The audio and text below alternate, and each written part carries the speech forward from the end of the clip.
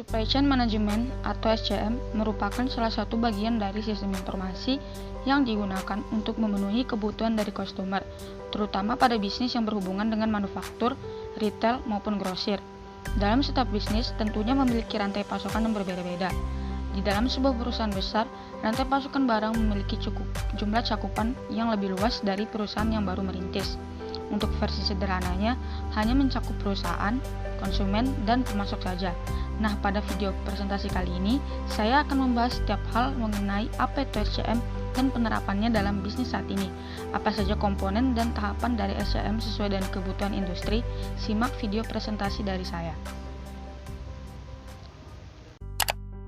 Assalamualaikum warahmatullahi wabarakatuh. Perkenalkan, saya Nur Laila dengan NIM 1915036133 dari Prodi Sistem Informasi.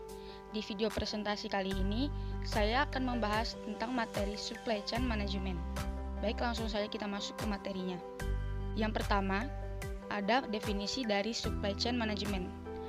Supply Chain Management atau yang sering disebut SCM sendiri merupakan pengelolaan dan juga pengawasan rantai siklus mulai dari bahan material atau barang mentah, pembayaran, informasi dari pemasok ke produsen, pedagang grosir pengecek sampai dengan konsumen. Selanjutnya juga ada beberapa tujuan menggunakan SCM. Yang pertama, mencapai biaya yang minimum dan tingkat pelayanan yang maksimum.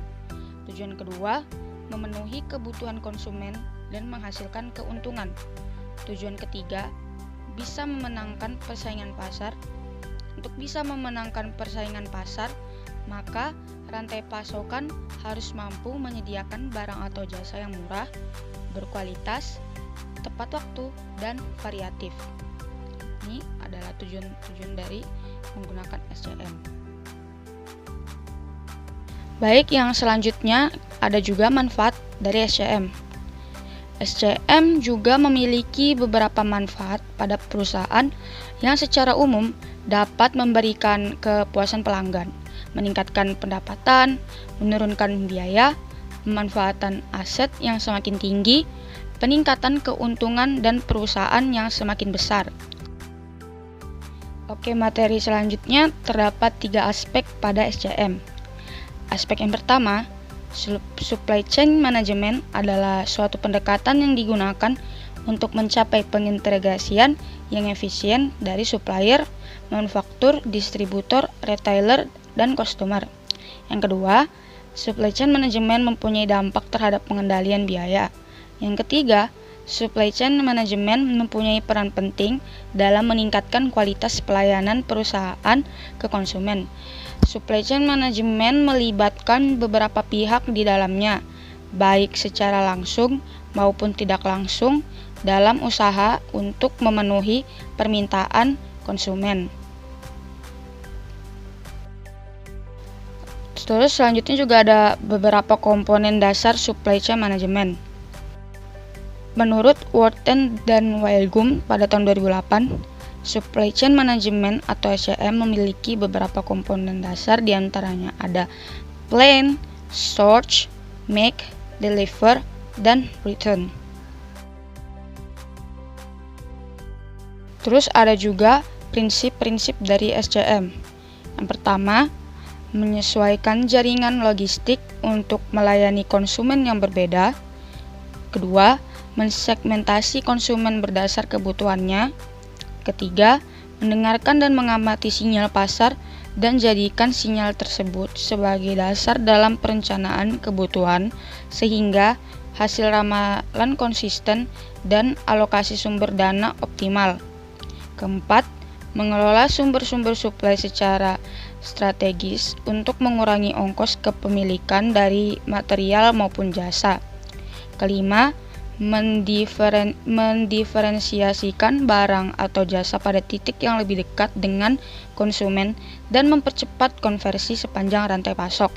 Keenam, mengembangkan sebuah strategi teknologi untuk keseluruhan supply chain yang mendukung pengambilan keputusan hierarki serta memberikan gambaran yang jelas dari aliran produk, jasa, maupun informasi.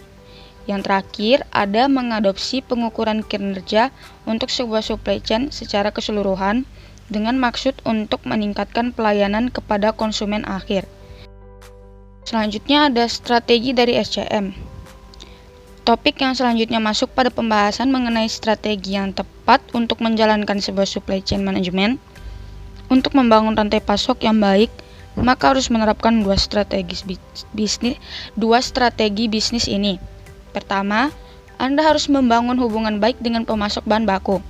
Tidak hanya pelanggan saja, pemasok juga termasuk ke dalam pengelolaan manajemen supply chain.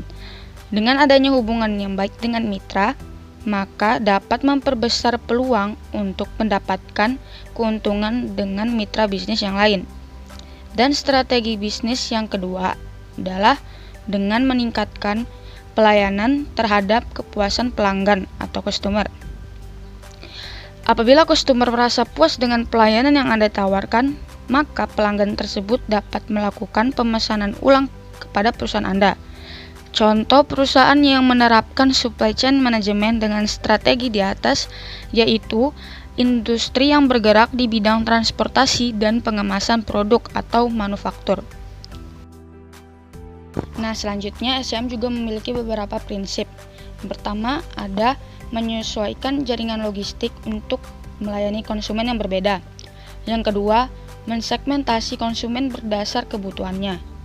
Yang ketiga, mengelola sumber-sumber suplai secara strategis untuk mengurangi ongkos kepemilikan dari material maupun jasa. Yang terakhir, mendiferensiasikan barang atau jasa pada titik yang lebih dekat dengan konsumen dan mempercepat konversi sepanjang rantai. Terdapat perbedaan antara logistik dengan SCM. Mungkin bagi sebagian orang, kedua istilah ini dianggap memiliki pengertian yang sama, namun sebenarnya sangat berbeda, di mana logistik sendiri adalah komponen dari manajemen rantai pasok. Logistik berfokus pada pemindahan material atau produk dengan cara yang paling efektif dan efisien di tempat dan waktu yang sesuai. Sedangkan untuk SCM melibatkan suatu kegiatan yang lebih luas lagi, mulai dari tahap perencanaan hingga distribusi produk. Terdapat setidaknya 6 proses untuk menerapkan supply chain management dengan baik. Berikut ini merupakan beberapa penjelasan berkaitan dengan alur SCM pada bisnis. Yang pertama ada customer atau pelanggan. Pada tahap yang pertama dimulai dari konsumen atau customer yang memesan barang kepada produsen. Di saat melakukan pemesanan, customer juga memberikan informasi yang berhubungan dengan produk yang dipesan tersebut. Informasi yang disampaikan dapat berupa jumlah produk yang dipesan dan tanggal pengiriman produk tersebut.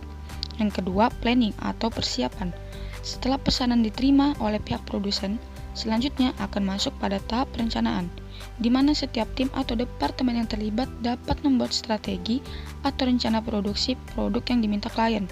Selain itu, tim produksi juga bertanggung jawab dalam menyediakan bahan baku sesuai dengan kebutuhan yang diperlukan. Ketiga, purchasing atau transaksi. Pada tahap yang ketiga dari SCM, masuk dalam tahap pembelian bahan baku produk. Proses ini akan dilakukan oleh tim atau departemen pembelian sesudah menerima rincian rencana produksi dari tim perencanaan. Setelah itu, tim pembelian akan mengontak atau menghubungi pihak pemasok untuk melakukan pembelian bahan baku dan pendukung. Departemen ini juga memiliki tugas untuk mencatat tanggal penerimaan dan jumlah bahan baku yang sudah dibeli. Keempat, inventory atau bahan baku. Pada tahap yang keempat, masuk pada tahapan setelah bahan baku telah berhasil diperoleh, dan langkah selanjutnya, bahan tersebut akan diolah dan dimasukkan ke dalam pabrik untuk dilakukan pemeriksaan kualitas. Jika kualitas bahan telah memenuhi, maka bahan baku tersebut akan disimpan di dalam gudang penyimpanan.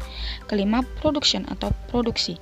Pada tahap supply chain manajemen yang kelima ini, masuk pada tahapan produksi barang, yang mana tahap ini juga memproses antara bahan baku dan pendukung untuk dijadikan sebagai produk yang dipesan oleh pihak customer. Setelah sistem penggabungan selesai, bahan jadi yang telah selesai diproses akan tersimpan kembali di dalam gedung. 6. Delivery atau pengiriman. Untuk tahapan manajemen rantai pasok yang terakhir, merupakan proses pengiriman bahan yang telah tersimpan dalam pabrik untuk didistribusikan kepada tiap pemesan atau konsumen produk. Kemudian, produk tersebut akan dikirimkan sesuai dengan tanggal pengiriman yang diminta klien, dan tugas utama dari kurir akan memastikan bahwa setiap barang akan terkirim sesuai dengan pemesanannya. Nah, itu tadi penjelasan singkat dari SCM. Semoga membantu. Terima kasih. Wassalamualaikum warahmatullahi wabarakatuh.